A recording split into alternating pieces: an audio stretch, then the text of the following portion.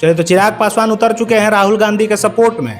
जिस तरीके से विपक्ष बिहार में एसआईआर के मुद्दे को लेके तमाम यात्राएं कर रही हैं, उसके सपोर्ट में चिराग पासवान ने बयान दे दिया है। पिछले दिनों चिराग पासवान ने मीडिया से बातचीत करते हुए कहा है कि वो जो एसआईआर के मुद्दे पे जिस तरीके से विरोध कर रहे हैं वो कहीं ना कहीं सही है। ये बयान है चिराग पासवान का, वो अपने आप में साफ साफ बताता है किस तरीके से चिराग पासवान जो है असमंजस की स्थिति में बने हुए हैं बिहार में।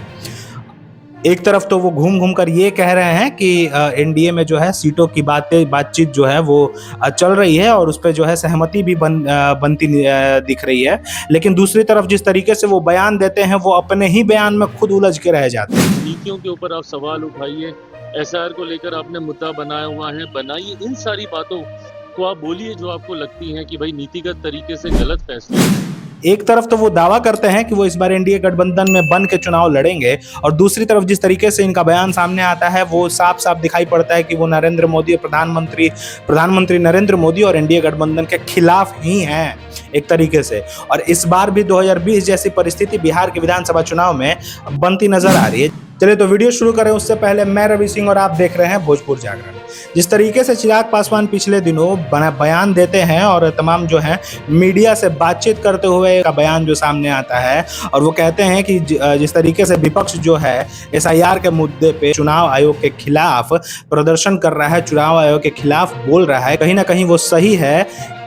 इन तमाम बयानों को जो है सुनने के बाद तो ये बिल्कुल नहीं लग रहा है कि इस बार चिराग पासवान जो है वो एनडीए के समर्थन में और एनडीए के साथ इस बार का चुनाव लड़ने जा रहे हैं बिहार विधानसभा में। देखिए, और उसके बाद जो है चिराग पासवान नरेंद्र मोदी के खिलाफ भी बोलते नजर आ रहे हैं। चिराग पासवान कहते हैं कि नरेंद्र मोदी को बिहार तभी याद आता है जब बिहार में चुनाव होता है। उसके पहले नरेंद्र मोदी जो है बिहार को भूल जाते हैं। उसके पहले जो है नरेंद्र मोदी का कोई भी कार्यक्रम बिहार में नहीं होता है, लेकिन जैसे ही चुनाव पास आने लगता है, चुनाव पास आता है, तमाम जो है धड़ाधड़ नरेंद्र मोदी के कार्यक्रम बिहार में आयोजित किए जाते हैं।